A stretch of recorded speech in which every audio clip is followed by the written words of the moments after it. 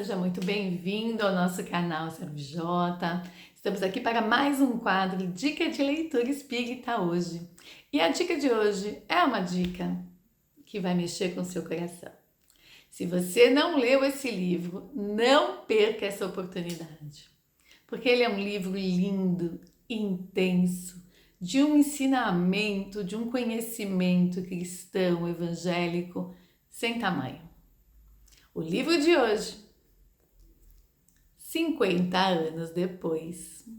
Livro escrito por Chico, psicografado por Emmanuel.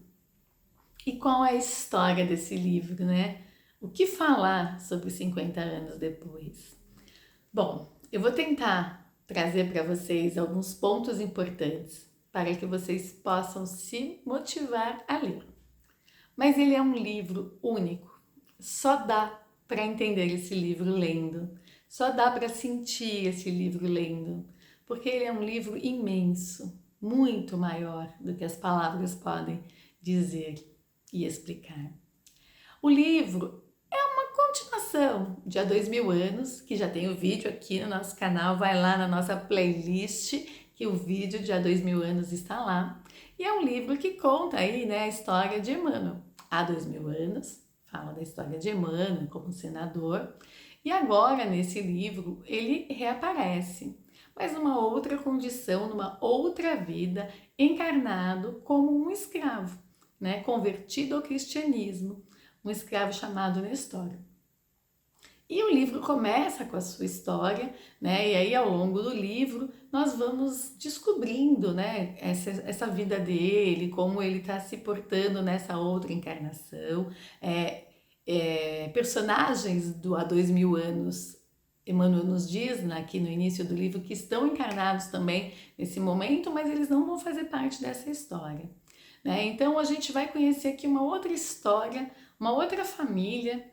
E o grande personagem central deste livro é uma moça cujo nome é Célia. Essa moça vai ser o ponto focal do livro e vai nos mostrar, ao longo de toda a história, uma experiência de humildade, resignação e fé que a gente não vê por aí. A história de Célia é o grande ponto desse livro. E Nestório, como um escravo, vai trabalhar lá na casa de Célia. E aí Nestório tem um filho. Teve um filho também, que também se separou dele, que também foi parar na casa de Célia como escravo. E esse filho se chama Ciro. E Ciro e Célia se conhecem e acabam desenvolvendo um amor muito forte. Mas ele na condição de escravo, ela na condição de uma membro da sociedade da época, jamais poderiam ter um relacionamento. Mas o amor deles vai muito além disso, do corpo físico.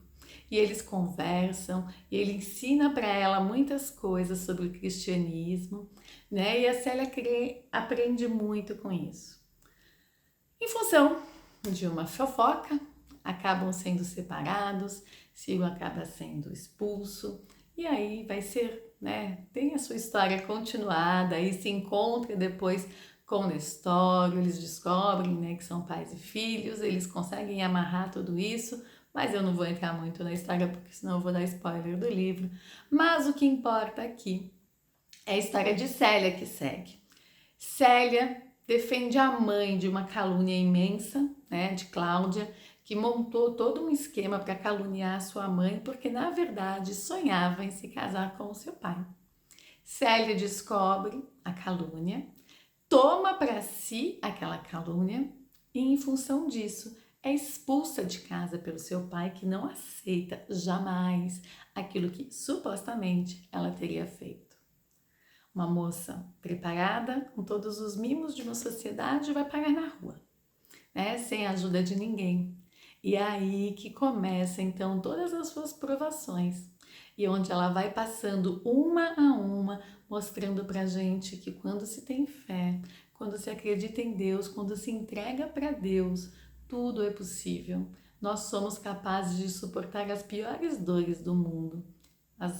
Todas as coisas ruins da humanidade, elas vão passar pelo nosso coração, sem que guardemos a mágoa, a raiva e o rancor. E assim Célia segue seu caminho e tem que se disfarçar de homem e passa então a ser conhecida como Marinho.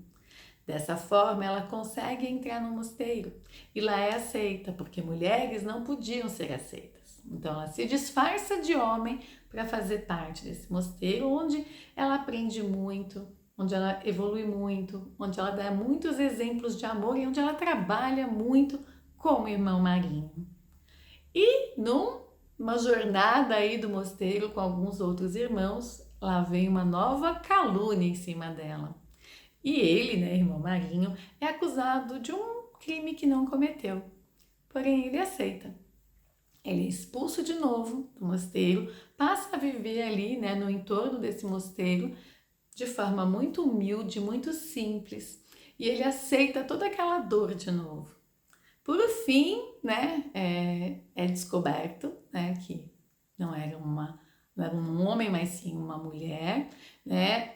A última calúnia sofrida acaba sendo esclarecida e essas pessoas se envolveram nisso e que mentiram acabam também sentindo em seu coração o amor e o arrependimento. Marinho fica então conhecido pela Igreja Católica como Marina e é a Santa Marina. E hoje sabe-se que era uma mulher, né, que se disfarçou de homem, e aí, em virtude do seu nome, Marinho, fica-se conhecido como Marina. Então, Célia foi um nome que acabou não ficando para a história, porque é um nome que ela guarda, né? É um segredo que ela morre levando. Então, Célia, na verdade, hoje é a irmã Marina. E é uma história linda, emocionante, comovente, que mostra que resignação, fé em Deus e amor nos levam a superar todas as dificuldades. Então não deixe de ler essa história, não deixe de acompanhar essa história, porque eu tenho certeza que ela vai mexer com o seu coração, assim como ela mexeu com o meu. E a gente tem muito, muito, muito a aprender com ela. Eu vou ler aqui um trechinho do livro para vocês, que eu acho que é um trecho muito importante. Então, num conselho, né, que o seu avô, né, encarnado, passa para Célia, ele diz assim: mantenha a tua consciência sempre pura.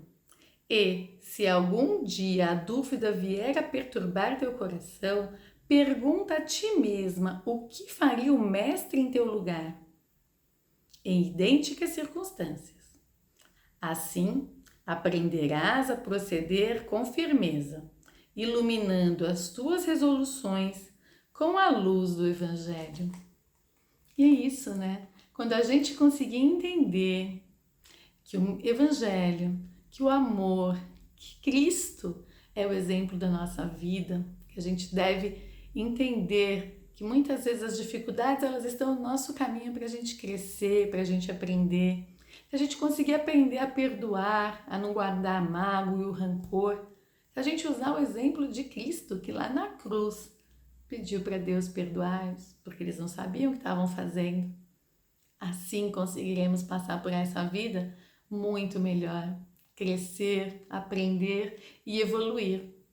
Então fica aqui, nessa dica de leitura, 50 anos depois, mais uma dica de um exemplo que pode nos ajudar aí na nossa vida e no nosso caminhar, mostrando que o amor, a resignação, a paciência, acima de tudo, a fé em Deus, pode nos levar a coisas lindas, a crescimento, a aprendizado e a muita evolução.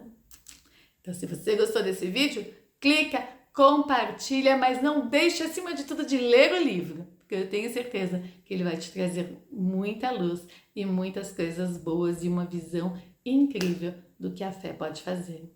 Se você já leu, comente aqui se você gostou, o que você achou do livro que ele trouxe para você. Vamos compartilhar, vamos fazer crescer essa esperança, essa fé, esse amor e, acima de tudo, a fé e a crença no Evangelho.